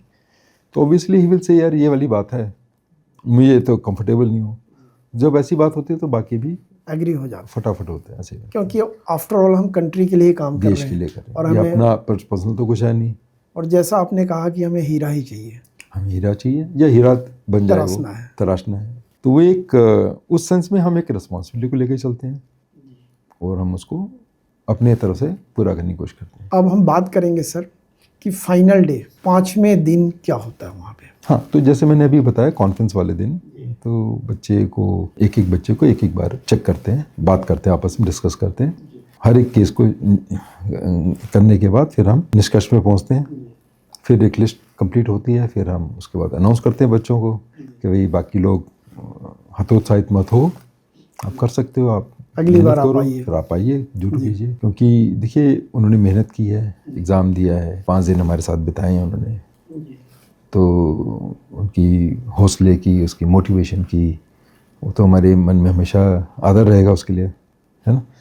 और हाँ, हमारी तरफ से हो चाहिए तो सभी हो जाएं तो अच्छी बात है, मगर वो क्वालिटीज़ जो हैं वो अगर वो काबिलियत क्रिएट कर लें तो बहुत अच्छी बात है। कुछ बच्चे होते हैं जो समझ जाते हैं, सीख जाते हैं, 5 दिन रहे, आप दूसरे बच्चों को देखते हैं, बातें पूछते हैं, करते हैं, वो चीज़ें होती हैं। It's a life changing experience. ये सब जब सीखते हैं तो अकॉर्डिंगली वो मेहनत करते हैं और फिर अगली बार आते हैं और जोश के साथ और नॉलेज के साथ और एनर्जी के साथ। सर हमने देखा है कि कई बच्चे 10 से ज़्यादा अटेम्प्ट में क्लियर कर जी वो भी कर जाते हैं, जी। उसको आप किस वे में लेते हैं कि जुझारूपन है या सीखा है, कैसे? नहीं नहीं, ऐसा नहीं है कुछ भी। वो ऑफ कोर्स बार बार आया है, एक्सपीरियंस तो होगा उसको, बट आज वो कैसा है वो मेरे लिए ज़्यादा इम्पोर्टेंट है। जो फाइनल डे जो 5 दिनों का नहीं मेरे नहीं, जब मैं टेस्ट कर लिया है, मेरे पास आया, जैसे मैं इंटरव्यू कर रहा हूँ उसको, तो मेरे पास वो आया तो मैं उसको आज देखूंगा ना, आज कैसे हैं आप, आपने क्या किया था, कैसे किया था, वो अपनी परफॉर्मेंस, उसकी परफॉर्मेंस में मैं उसको मार्क्स दूंगा। साइकोलॉजी भी वैसे ही करेगा, जीटीओ भी वैसे ही करेगा। क्या ऐसा होता है कि अगर नंबर ऑफ टाइम ज़्यादा आ रहा है तो आपकी एक्सपेक्टेशन ज़्यादा होगी क्योंकि बहुत सारी चीज़ समझ गया है, सीख गया है और सिस्टम को? नहीं, आप देखिए, फिर देखो वही गड़बड़ वहीं पे होती है कि हम सोचते हैं एसएसबी एक टेस्ट है जी। SSB is not a test, it is not a written. जैसे हमें क्या है ना, देखिए हमारा जो एजुकेशन पैटर्न है या सिस्टम है उसमें हम एग्ज़ाम देते हैं, क्वेश्चन पेपर आपको मिलता है, 5 सवाल होते हैं, 5 आंसर दे दिए, आपको 100 मार्क्स मिल गए, 4 दिए 80 मार्क्स आ गए, है ना। ऐसे होता है हमारा। यहाँ पे वैसा नहीं है। आप जैसे हो, आपकी क्या सोच है, आप कैसा बर्ताव होता है, आप सिचुएशन को कैसे संभालते हैं, समझते हैं, वो आपके ऊपर डिपेंड करता है। तो वो क्वालिटीज़ तो बार बार दिखेंगी हमें, है ना। तो आप चाहे 4 बार आएँ चाहे 15 बार आएँ, लेकिन हाँ, अगर आपने कुछ चीज़ों के ऊपर सुधार कर लिया है कि जैसे फिजिकली आप फिट नहीं थे, मोटे थे, दौड़ भाग की, एक्सरसाइज की, ठीक हो गए, बढ़िया हो गए, कि आप फौज में आना है, आपने, आपको समझ आ गई, बाकी बच्चे लोग कितने फिट हैं, मैं भी कर लूँ। आपने देखा ये बच्चा कितना बढ़िया अंग्रेजी बोलता है, मैं भी बोल लेता हूँ, ठीक है, वो भी कर लिया उसने। फिर या फिर उसने कहा ठीक है, जनरल नॉलेज इसकी अच्छी थी, मेरी नहीं थी, मैंने वो तैयारी कर ली।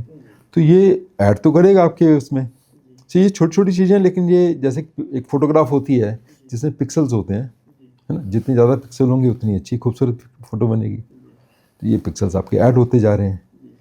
तो अब आप जब नेक्स्ट टाइम आओगे तो और अच्छे स्वरूप होगा आपका, एक्सपीरियंस तो था ही आपका, 5वीं बार आए तो शायद और अच्छे होंगे। लेकिन हाँ, जिसने सीखना नहीं है वो बस आ ही जा रहा है बिना तैयारी किए। तैयारी भी वो उनकी क्या करते हैं, फिर वो वही रवैया यूज़ करते हैं जो मैंने एग्ज़ाम वाला बताया, क्योंकि सारी उम्र उसने एग्ज़ाम ही दिए हैं, उसको लगता है ये भी वैसा ही होगा। तो वो फिर इस कोचिंग एकेडमी में जाएगा, फिर वो दूसरी एकेडमी में जाएगा, फिर तीसरी में जाएगा, और वो आर्टिफिशियल फिर वो और कंफ्यूज होता जाएगा। उसको नहीं, ये वाले आंसर ऐसे लिखने चाहिए, ये वाले आंसर ऐसे बोलने चाहिए, तो ये सही हो जाएगा। मोटी मोटी बात, मुद्दे की बात यही है कि आप कैसे हो, आपकी सोच कैसी है, आपका बर्ताव कैसा है। नंबर ऑफ अटेम्प्ट से क्या OLQ में भी जो 15 पॉइंट है उसमें भी इम्प्रूवमेंट होता है? एक्सपीरियंस से देखिए सबका इम्प्रूवमेंट होता है जी। एक्सपीरियंस को कोई तोड़ नहीं है जी। उसका कोई ऑप्शन नहीं है। Experience definitely helps you, preparedness definitely helps you, ठीक है ना। आपने अपने बारे में सोचा, अपने बारे में ध्यान किया, आपने नोटिस किया कि ये कमियां मेरे अंदर हैं, मैं इनको पूरा करूँगा, और आप फिर उसके बाद उसके ऊपर काम करते हो, तो ऑब्वियसली आपकी सोच, आपकी पर्सनालिटी अच्छी होगी। तो जो बात होती है सेल्फ अवेयरनेस की, जी भाई awareness about my own self is very very important.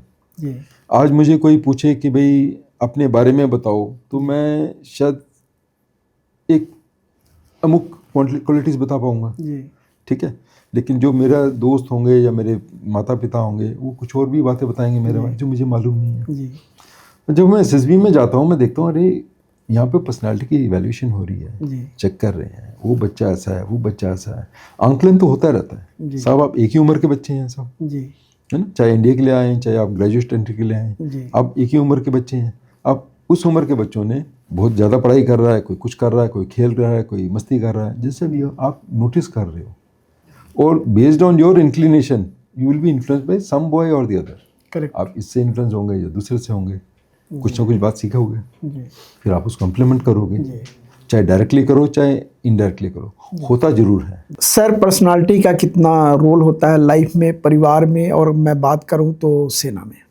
बड़ा गहरा सवाल है बट इंटरकनेक्टेड भी है, जी क्योंकि आफ्टर ऑल ह्यूमन बीइंग तो एक ही है और पर्सनालिटी के कई आयाम हैं।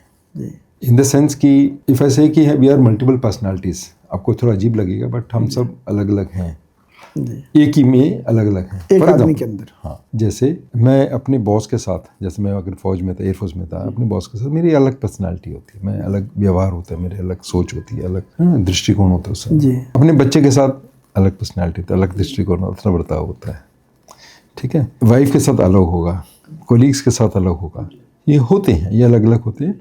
हाँ, they will all B overlapping with each other, लेकिन अलग अलग जरूर होते हैं, उसमें कोई शक नहीं है। तो फिर सवाल उठता है कि भाई मैं कौन हूँ, मेरी पर्सनालिटी कौन सी है। जी आफ्टर ऑल अगर आप इतने सारे हैं तो कहीं ना कहीं आप भी तो होंगे ना, कहीं स्प्लिट पर्सनालिटी स्प्लिट तो नहीं है नहीं, आप स्प्लिट नहीं है, जी। Basically you are performing different roles. Correct.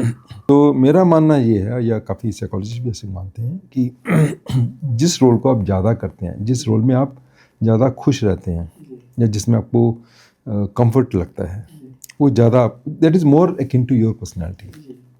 For example अगर आप मेरे से बात करें मेरे बारे में, मुझे लगता है कि मैं जब किसी को सिखाता हूँ, बताता हूँ, शेयर करता हूँ, हेल्प करता हूँ, तो मुझे ज़्यादा अच्छा लगता है, तो उसमें मैं ज़्यादा कंफर्टेबल रहता हूँ, ठीक है। तो बट इसका मतलब ये नहीं है कि मैं ऑर्गेनाइज नहीं कर सकता या काम नहीं कर सकता, या वो सब हैं, लेकिन ये ज़्यादा अच्छा लगता है। तो इसी चीज़ को मैंने रिटायरमेंट के बाद आगे यूज़ किया कि जहाँ पे मैं अपने देश के लिए कुछ कर पाऊँ, क्योंकि हर एक इंसान अपनी क्षमता से, अपने हिसाब से देश के लिए कुछ करना चाहता है। मेरे नज़रिए से जो मैंने इतने साल की एक्सपीरियंस है, स्पेशली स्कूल्स की ट्रेनिंग, स्कूल्स के बच्चों के लिए है, ट्रेनिंग है, सिलेबस कैसे बनाते हैं, पर्सनालिटी क्या होती है, पर्सनालिटी वैल्यूएशन की है मैंने। पर्सनालिटी वैल्यूएशन करने के बाद मैं समझ आया कि अगर मैं ये चीज़ ऐसे सिखाऊं तो वो ऐसे भी आएगा। तो कई चीज़ें होती हैं जो समझ आने लग जाती। तो इन सब चीज़ों का जो निचोड़ है मेरे हिसाब से अगर मैं अगली पीढ़ी को दे पाऊँ तो मेरे देश की उन्नति में काफ़ी अच्छा योगदान होगा।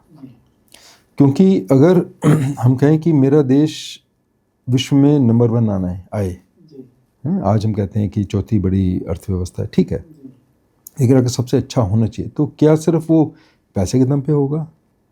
नहीं, पैसे के साथ साथ टेक्नोलॉजी भी होगी, नॉलेज भी होगा, सोशल्स भी होंगे, फिजिकल फिटनेस भी होगी, स्पोर्ट्स भी होगा, कल्चर भी होगा, इस सब में, क्योंकि एक चीज़ से हम उभरते नहीं है, देश जो है, राष्ट्र जो है, वो इन सब में अच्छा होगा तभी बनेगा। तो और ये कहाँ से आएंगे? ये हमारी अगली पीढ़ी से आएंगे। भाई आज जो मैं हूँ मेरी पिछली पीढ़ी की वजह से, मेरे पिताजी या मेरे जो उनके ग्रैंडफादर्स थे, उनकी मेहनत, उनकी त्याग, उनके सेक्रीफाइस का नतीजा मैं हूँ।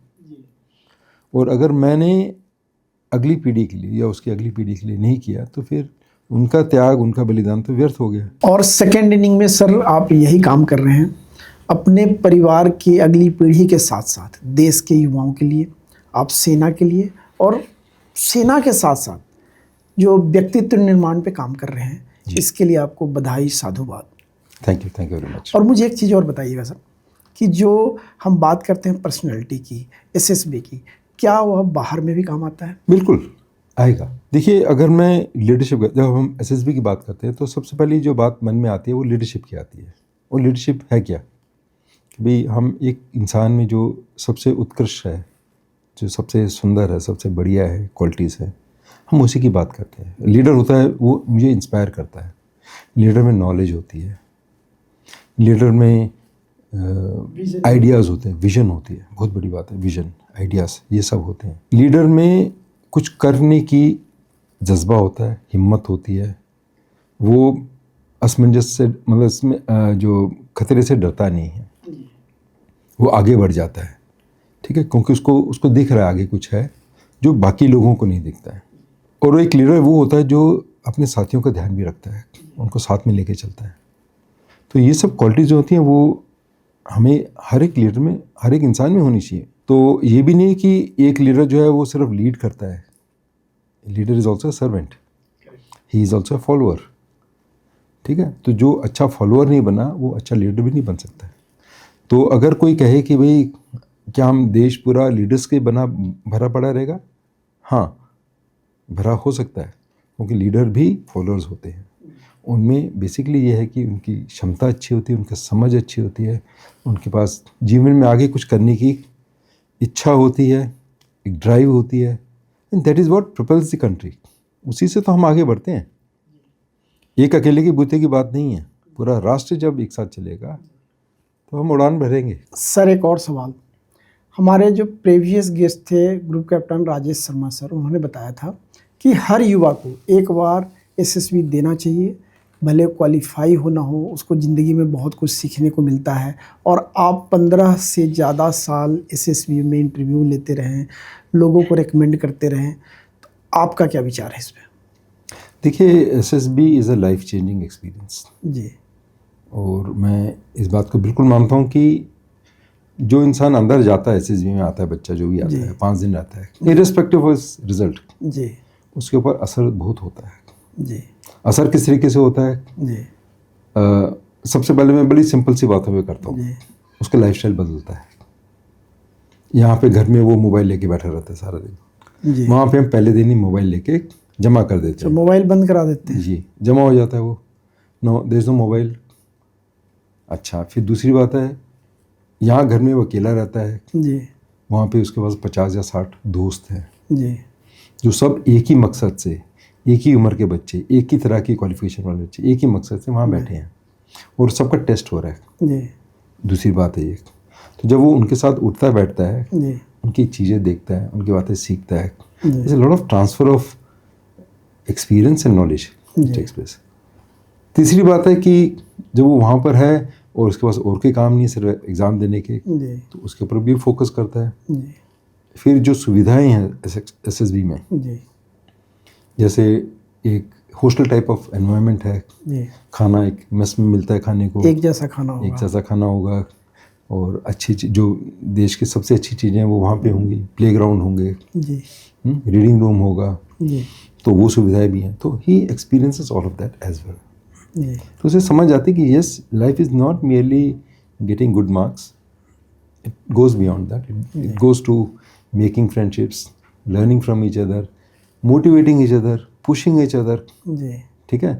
फिर आपको दिखे अरे ये बच्चा सेलेक्ट हो गया, रिकमेंड हो गया, तो आपको, मैंने देखा बच्चों को खुश होते हैं, उनके लिए ताली भी बजाते हैं, जी। ठीक है। मन में उनका अपने लिए दुख होगा शायद कि शायद मैं नहीं कर पाया, या नेक्स्ट टाइम कर पाऊंगा। ना एक्सपेक्ट करूँगा, तकलीफ तो होती है, जो भी है। See anybody who is not recommended will feel it in his heart, जी, but then his ability to clap for somebody else, जी, to applaud someone else's success is also important.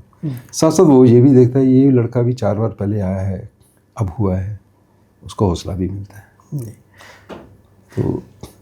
तो जो सर ने जो आपके बताया है, ग्रुप कैप्टन साहब ने, वो बहुत अच्छी बात बताई है, और बच्चों को आना चाहिए, कोई शक नहीं है। तैयारी करके आएँ जी, ताकि वो रिकमेंड भी हो जाएं, क्योंकि सिर्फ एसएसबी ही नहीं, उसके बाद आप फौज में आओ, वो ज़्यादा आनंद जी, है ना। So there are so many options, so many ways by which you can join armed forces as an officer. जी, they must make use of it, जी। कोई शक नहीं है। सर 3 दशकों तक आप वायुसेना में रहे, हजारों एयर वॉरियर्स को, ऑफिसर्स को ट्रेनिंग दी आपने, आपने कई सिलेबस बनाया, उसके ऊपर काम किया। आपके ट्रेंड बहुत सारे एयर वॉरियर ऑफिसर्स आज हिंदुस्तान के अलग अलग स्टेशंस पे काम कर रहे हैं, अच्छे लेवल पे हैं। सर, अब एक सवाल है, ऑफ सिंदूर भारत का एयर पावर जिसने पूरी दुनिया में अपना डंका बजाया, इसके ऊपर आपका क्या विचार है? ये तो अच्छी बात है और हम सबको एज इंडियंस हमें उस पर गर्व करना चाहिए। सबसे बड़ी बात है कि हमने बाहर के इक्विपमेंट जरूर यूज़ किया है, कुछ यूज़ किया, कुछ हमने खुद का होम ग्रोन सिस्टम्स यूज़ किए हैं जी। और सबसे बड़ी बात है इनका इंटीग्रेशन बहुत इम्पोर्टेंट है जी।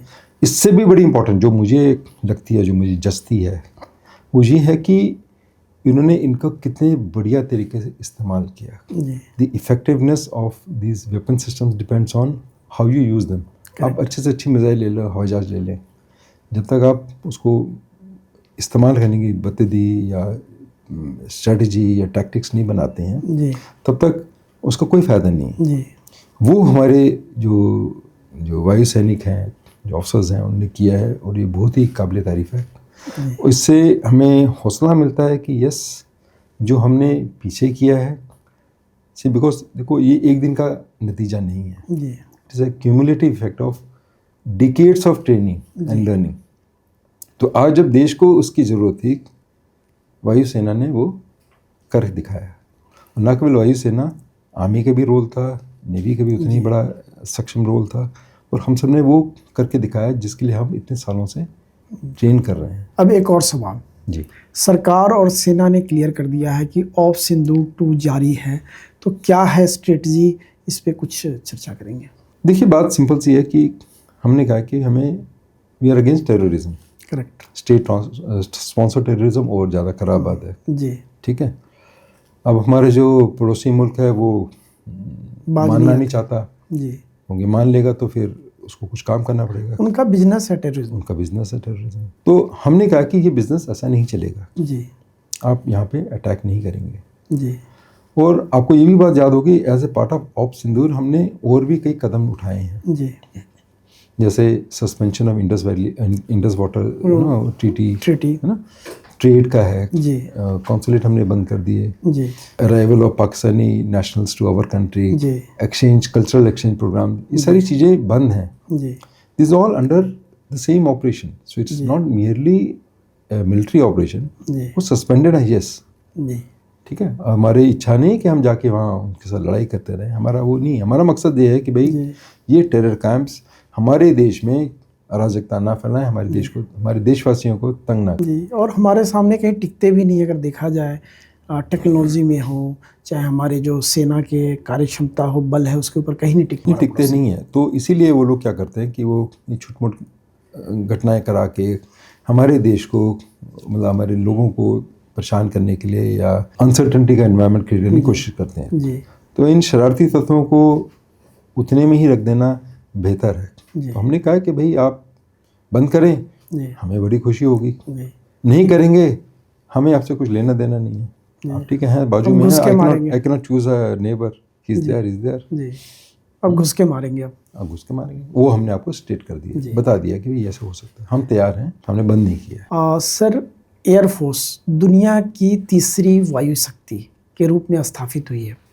इसमें हमारा चाहे मिसाइल टेक्नोलॉजी हो, चाहे डिफेंस वेपन हो, इसका कितना रोल है और फ्यूचर में क्या रहेगा? एयर पावर एक टेक्नोलॉजी इंटेंसिव फोर्स है जी, और उसमें काफ़ी चेंजेस आ रहे हैं जी, और अब और ज़्यादा हो रहे हैं जी। आपने देखा होगा कि पिछले 4-5 सालों में जो वॉर एफर्ट्स हुए हैं various parts of the world, उसमें टेक्नोलॉजी बहुत जल्दी चेंज हुई है जी। अक्सर टेक्नोलॉजी जब चेंज होती है जब लड़ाइयाँ हो रही हों, युद्ध हो रहे हों, तब आप पुराने सिस्टम्स को टेस्ट करते हो, आप उसमें ऑगमेंटेशन करते हो, नई चीज़ें लाते हो, अडाप्ट करते हो। तो वही हमने रशिया यूक्रेन वॉर में देखा है, वही हमने इसराइल को करते देखा है, इंडिया ने भी अपने कुछ सिस्टम्स हथियार को यूज़ करके देखा है। तो ये तो चेंज होते रहेंगे और हमें आगे बढ़ते रहना है।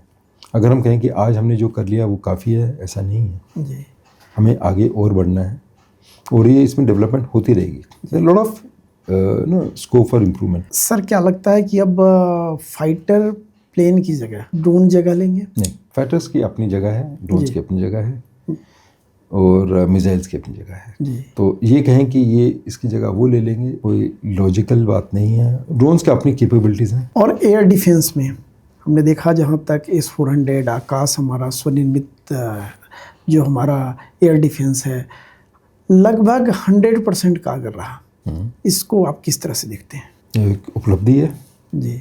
एक संतोष की बात है और हमें ये ध्यान रखना है कि ये सिस्टम्स 100% फुल प्रूफ होंगे ऐसी बात नहीं है। जी।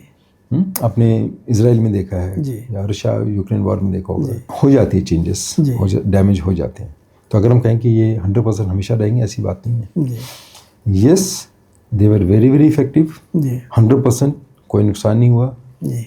ये काबिल तारीफ वाली बात है। We must appreciate that not only for the technology but also the people who are manning it and their willingness to ensure that हमारे कोई नुकसान ना हो। ये बहुत बड़ी उपलब्धि है और मेरे ख्याल से एयरफोर्स इसी रास्ते में आगे बढ़ेगी। सर एक सीधा सवाल, ऑफ सिंदूर से मुझे लगता है एक फ़ायदा हुआ है, भारत आने वाले समय में रक्षा उपकरणों का एक बड़ा निर्यातक बनने वाला है और इसकी डिमांड ब्रह्मोस से आकाश से शुरू हो चुकी है। जी। इसको आप किस तरह से देखते हैं? ये तो पॉजिटिव बात है। Instead of being an importer of military hardware हम अब एक्सपोर्ट भी कर रहे हैं और ये शुरू हो चुका है। ये नहीं कि सिंदूर से शुरू हुआ है, ऑपरेशन सिंदूर से नहीं, उससे पहले से हो रहा था। सिंदूर में दुनिया ने देखा, आपने इसको प्रूव करके दिखाया कि देखो अच्छा है सिस्टम, आप इसको इस्तेमाल कर सकते हैं और मेरे ख्याल से आने वाले समय में और ज़्यादा इम्प्रूवमेंट होगी। आपने देखा होगा देश को भी थोड़ा भरोसा होता है, उसको भी थोड़ी हिम्मत आती है कि चलो और बनाते हैं। ठीक है, तो आज हम जैसे हवाई जहाज़ बना रहे हैं, अमेरिका की बात हो रही है ना, और ट्रांसपोर्ट एरोप्लेन भी बनाने लग गए हैं, तो बहुत कुछ होने वाला है। तो आगे अगले 20 सालों में मेरे हिसाब से काफ़ी ट्रांसफॉर्मेशन होगी और मिलिट्री हार्डवेयर में मेरे ख्याल से हमारा देश जो है वो एक्सपोर्ट करेगा तो देश की जो अर्थव्यवस्था उसके ऊपर भी असर होगा। हमारे युवकों को नौकरियां मिलेंगी, वो भी बेहतर करेंगे।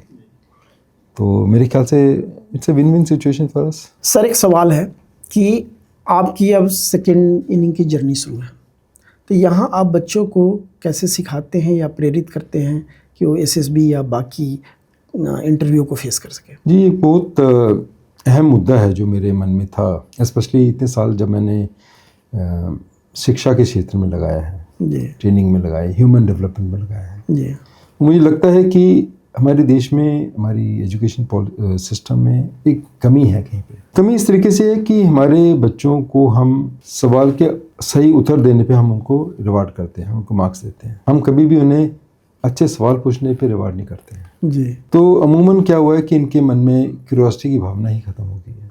जी। They think curiosity is no longer required. और मेरे विचार से हमारे बच्चों में ये भावना जरूर होनी चाहिए, attitude to learn, to be curious about things, जी, to interpret things in their own way। ये एक बहुत अहम पहलू है। जी।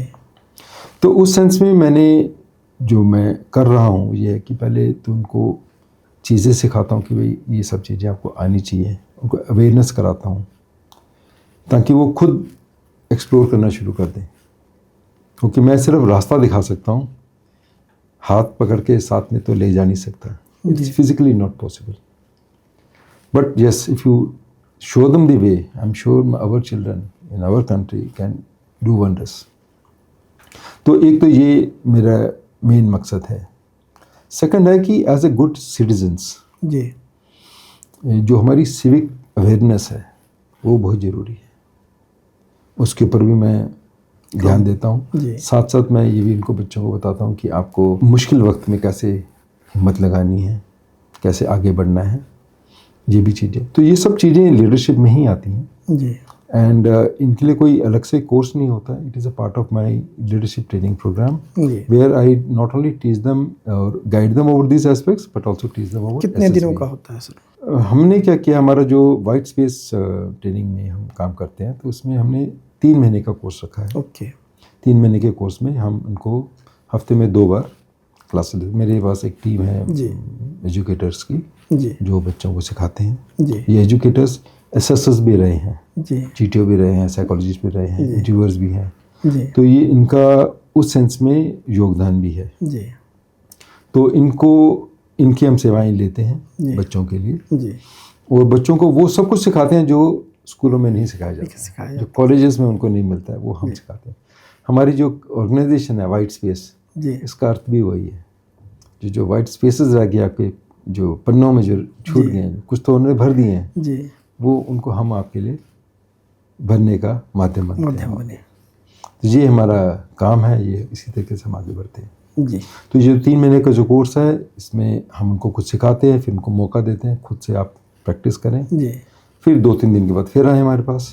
जी। तो ये नहीं कि हम 10 दिन में आपको सब कुछ सिखा देंगे। जी। हम चाहते हैं कि आपको जितना ज़्यादा समय मिले हमारे साथ जुड़े रहने का, हमसे सीखने का, हमारे साथ शेयर करने का, उतना ज़्यादा अच्छा है। जी। इसी कंटेक्स्ट में अगर मैं एक एग्जांपल दूं, जैसे आपको मैं कहूं कि एक गमले में पानी देना है, एक बाल्टी भर पानी देना है, जी।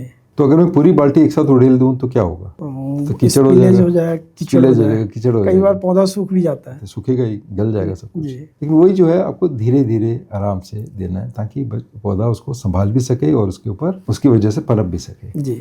हमारा मकसद वैसा ही है। जी। हम कोशिश करते हैं कि सही समय पे सही चीज़ सिखाएं ताकि आपको आगे काम आए। Thank you sir. तो मेंटरशिप हमारी उसी तरीके से। Group captain Sandeep Mohan sir, SSB interview में हजारों बच्चों पे आपने सवालों की बौछार की है, उनसे जवाब लिए हैं, लेकिन आज आपके ऊपर सवालों के हम बौछार करने वाले हैं। हमारा रैपिड फायर राउंड है और सबसे पहला सवाल, सर अगर आप एयरफोर्स में नहीं होते तो क्या करते? शायद मैं आर्कियोलॉजिस्ट बन जाता। मेरा इंटरेस्ट काफ़ी है हिस्ट्री में, या हो सकता है कि मैं एडवर्टाइजिंग की वर्ल्ड में चला जाता। मुझे उसमें भी काफ़ी दिलचस्पी थी, क्योंकि इसमें क्रिएटिव आइडियाज़ बहुत आते हैं। तो group captain Sandeep Mohan sir के लिए एसएसबी इंटरव्यू लेना टफ है या घर में पत्नी के सवालों का जवाब देना? वाकई एसएसबी में इंटरव्यू देना सबसे टफ है। रीज़न भी मैं आपको बता देता हूँ। पत्नी को आंसर नहीं चाहिए होता है, एसएसबी में वो आपका आंसर ढूंढ रहे हैं, आपके बारे में जान रहे हैं। सर क्या एसएसबी इंटरव्यू में 10 सेकंड में एज्यूम कर जाते हैं कि कैंडिडेट सेलेक्ट होगा या नहीं? नहीं, कभी नहीं, क्योंकि मुझे जब तक कैंडिडेट मेरा ऑफिस छोड़ के नहीं जाता, जब तक कंप्लीट नहीं होती है, तब मैं उसके बारे में आंकलन करने लगता हूँ। इसकी रिकॉर्डिंग जरूर करता हूँ मैं, लेकिन मैं आंकलन उसका बाद में होता है। आज के यूथ की कौन सी हैबिट आपको इरिटेट करती है? मोबाइल से चिपका रहना या लेट आना? अनफोकस्ड रहना, ये दोनों कवर करते हैं। फोकस रहेंगे तो ये दोनों चीज़ें ठीक से हो जाएंगी। अगर group captain Sandeep Mohan sir के लाइफ पे कोई फिल्म बने तो उसमें नायक कौन होगा? बहुत सारे नायक हो सकते हैं, बट मेरे ख्याल से let's have Hrithik Roshan. Great. एक इंटरव्यूअर के रूप में आपका पावर क्या है? आई कांटेक्ट से जान लेना या साइलेंस से प्रेशर डालना? ये तो टफ क्वेश्चन है आपका। मेरी जो सबसे बड़ी स्ट्रेंथ है as an interviewer, that is my ability to listen, to observe. Air force से जो एक लेसन आपने सीखा है वो क्या है? Sky is the limit. बहुत कुछ कर सकते हैं जीवन में अगर अपने मन बनाया है तो। एक फनी सवाल, अगर आप खुद इंटरव्यूअर होते और खुद ही कैंडिडेट एसएसबी के होते तो अपने आप को सिलेक्ट करते या रिजेक्ट? अगर मैं खुद ही इंटरव्यूअर होता और खुद को ही आंकता तो शायद मैं अपने आप को सिलेक्ट नहीं करता। Probably I am very critical of my own self. आप इसको स्ट्रेंथ माने, कमजोरी माने, बट ये खुद को आंकलन करने की काबिलियत या क्षमता या हिम्मत, इसमें हिम्मत भी बहुत चाहिए होती है। वो आपको जीवन में आगे बढ़ने के लिए रास्ता दिखाती है, आपको प्रोत्साहित करती है। एक आखिरी सवाल, OLQ ऑफिसर लाइक क्वालिटी को एक लाइन में डिफाइन आप कैसे करेंगे? OLQs, if you are an effective person, effective in life, effective in circumstances, relations, friendship, in your workplace, I think सब कुछ उसी में आ जाता है। OLQ जो होती हैं वो एक कॉन्टेक्स्ट में देखी जाती हैं। SSB में OLQ देखी जाती हैं युद्ध के हिसाब से, how effective will be in a time of war. लेकिन अगर आप इसी कॉन्टेक्स्ट को चेंज कर दें, जैसे आप सेल्स का देख रहे हैं, तो क्वालिटीज़ जो हैं ठीक ऑफिसर लाइक नहीं से सेल्समैन लाइक क्वालिटीज़ और sales executive like qualities similar होंगी। हाँ, कुछ में ज़्यादा आप जोर देंगे, कुछ में कम देंगे, बट काम सब में आते हैं। ग्रेट सर, आपका बहुत धन्यवाद और आभार। आज आपने एसएसबी के एक एक अनछुए पहलुओं को हमारे सामने पॉडकास्ट के माध्यम से देश और जनता के सामने रखा और इससे बहुत सारे युवाओं को फ़ायदा होगा। तो आपका आने का बहुत धन्यवाद और आभार। आपने मुझे अपने पॉडकास्ट में बुलाया, अपने विचारों को शेयर करने का मौका दिया, आपका बहुत बहुत धन्यवाद।